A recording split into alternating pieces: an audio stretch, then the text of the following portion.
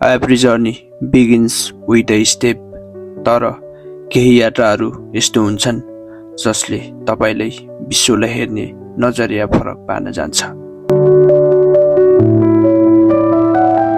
Today I am not just traveling, I am feeling, learning and living every moment.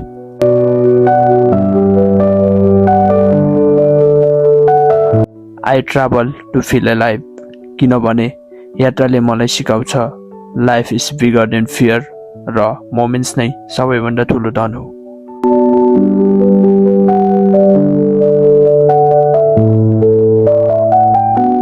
आज म तपाईहरुलाई यस्तो गाउँमा लिएर आएको छु जुन साउथ कोरियाको one of the most popular village मध्ये एक हो।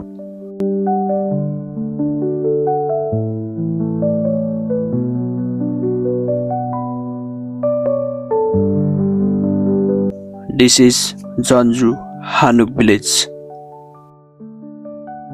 यो एउटा गाउँ मात्र नभएर साउथ कोरियाको 200 वर्ष अगाडिको इतिहास झल्काइरहेको छ।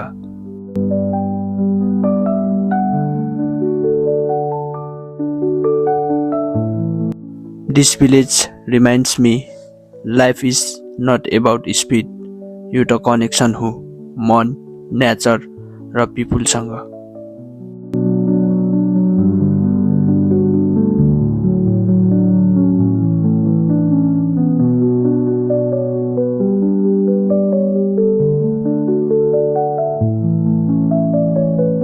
हानुक भिलेज भन्नाले यस्तो ठाउँ जहाँ पुराना कल्चरले बनेको घरहरू मात्र भएको ठाउँ हो।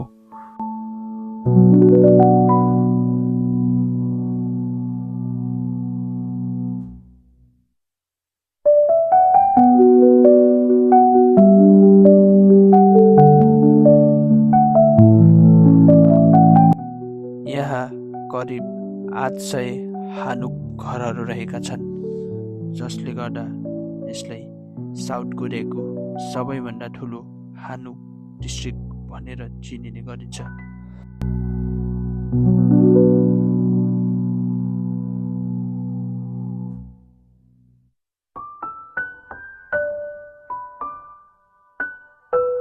यस गाउँमा करिब 10,000 वर्षदेखि मानिसहरूले बसोबास गर्दै आएको इतिहास पाइएको छ।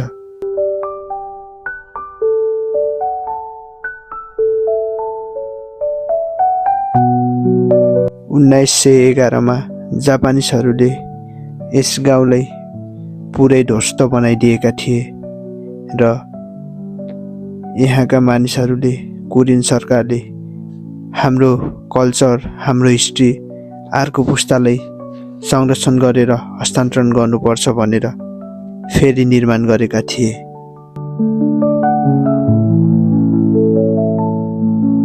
यो गाउँ साउथ कोरियाको मोस्ट भिजिटेड कल्चरल साइट्स मध्ये एक हो। यहाँ मिलियन्स अफ टुरिस्ट प्रति वर्ष आउने गर्दछन्।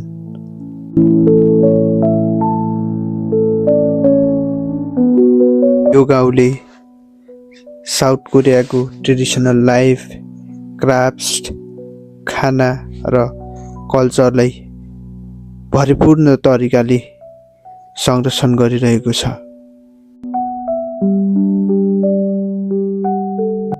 यो गाउँमा हिँडिरहँदा यस्तो लाग्छ आजभन्दा हजारौं वर्ष अगाडिको कोरियामा म हिँडिरहेको छु।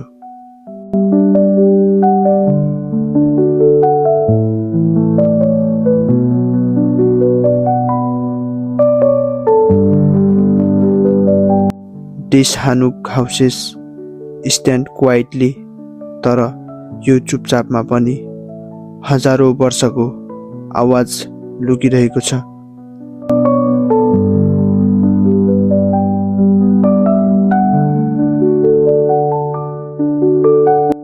This is not just a place on a map.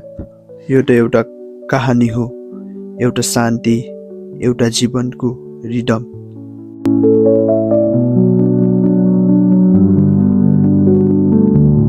Far from home but closer to myself.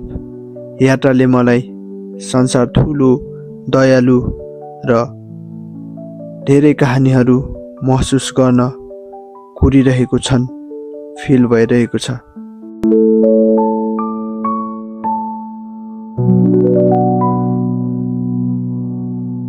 Travel is not about escaping life. It's about letting life touch your soul to a new place, a new memory.